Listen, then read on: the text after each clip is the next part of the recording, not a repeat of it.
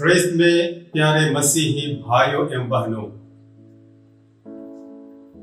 आपके पति या पत्नी की मृत्यु कुछ ही महीने हुए हैं, या शायद आपके माता पिता जो हमारे साथ रहते थे, या शायद यह हमारे बच्चे थे। आप रसोई में जाने के लिए लिविंग रूम में सोफे से उठते हैं और दूसरे रूम में जाते हैं, तो आपको पता लगता है कि आप उसे देखते हैं।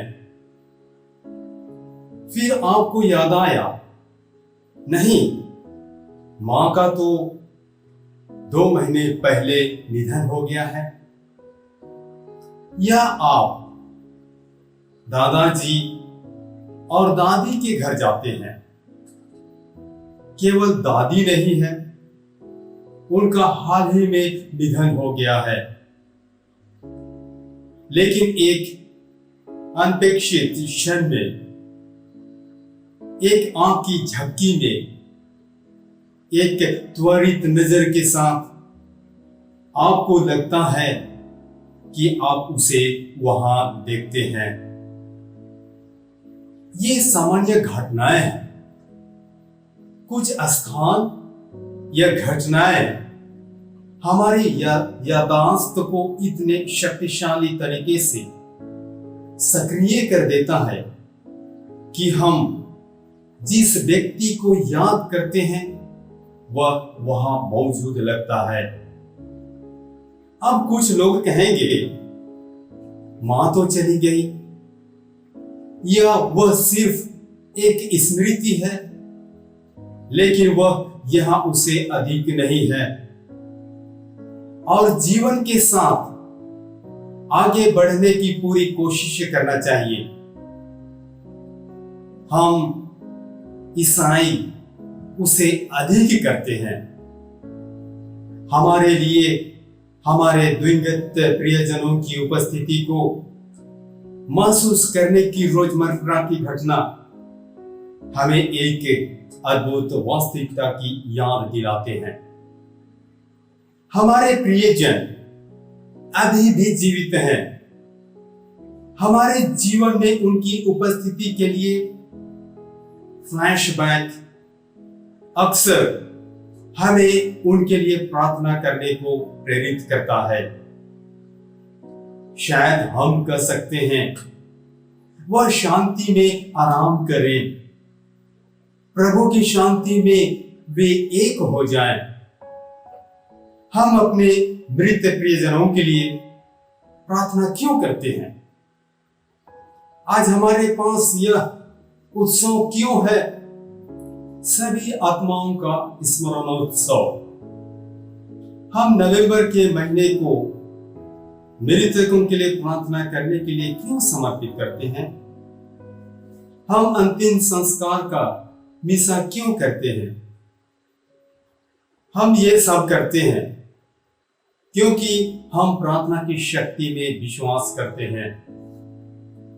हम मानते हैं कि हमारे प्रियजनों को शांति में लाने के लिए ईश्वर के लिए हमारे निरंतर आकर्षण उन्हें स्वर्ग में उनके प्यार की पूर्णता को सहन करने के लिए तैयार करते हैं। हम प्रार्थना करते हैं क्योंकि हम प्यार में विश्वास करते हैं। हमारा मानना है कि सच्चा प्यार वह प्यार जो ईश्वर से बहता है और उसके पास लौटता है। सच्चा प्यार हमेशा बना रहता है। हम अपने परिवार के सदस्यों, अपने दोस्तों और उन सभी लोगों से बहुत प्यार करते हैं जिनकी मृत्यु हो चुकी है, और हम अभी भी उससे प्यार करते हैं। यह प्रेम जो स्वयं को व्यक्त करने के अलावा और कुछ नहीं दिखता, पर वह हमारा प्रेम है।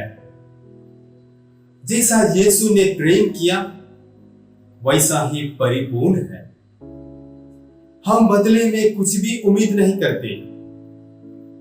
हम सिर्फ अपने प्यार का इजहार करते हैं। हम प्रार्थना के माध्यम से अपना प्यार को प्रकट करते हैं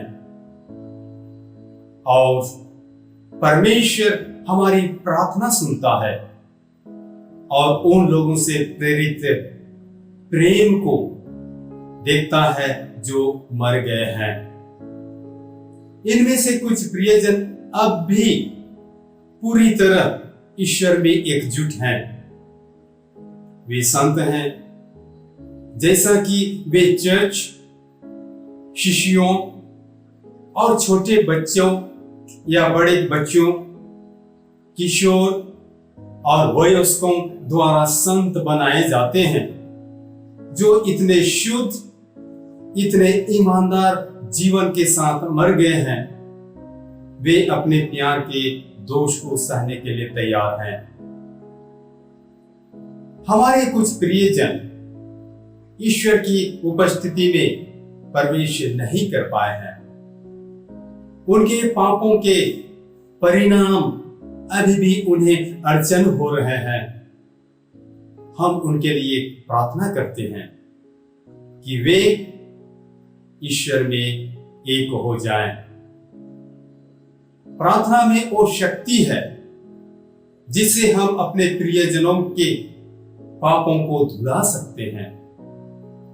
अक्सर जब हम प्रार्थना करते हैं तो हम सर्वशक्तिमान पिता परमेश्वर से अपनी क्षमताओं से परे एक क्रिया करने के लिए कहते हैं कि ईश्वर उनके सभी पाप गुनाहों को क्षमा करे। हम प्रार्थना करते हैं कि प्रभु उन सभी आत्माओं को क्षमा करे जो अभी तक ईश्वर की उपस्थिति के पूर्णता में प्रवेश नहीं कर पाए हैं। पिता ईश्वर सभी मृत विश्वासियों के पाप क्षमा कर उन्हें अनंत जीवन में प्रवेश पाने दे, जिसे वे ईश्वर की दया से शांति में रह सकें। आज हम अपने मृत माता पिता, जीवन साथी, बच्चों, रिश्तेदारों और दोस्तों के लिए प्रार्थना करते हैं। हम जानते हैं कि वे अच्छे लोग थे। हम चाहते हैं कि वे परमेश्वर के प्रेम के पूर्णता को प्राप्त करने में सक्षम हों, इसलिए हम उनके लिए प्रार्थना करते हैं। आज हम सभी चर्च के समुदाय एकजुट हैं। हम संतों की उन जीत के लिए एकजुट हैं।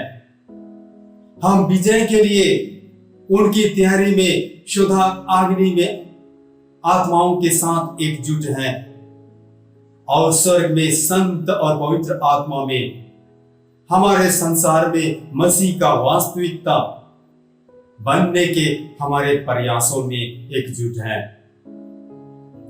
इसलिए हम प्रार्थना करते हैं ईश्वर की दया से विश्वास योग्य लोगों की आत्मा को शांति मिले। आमीन।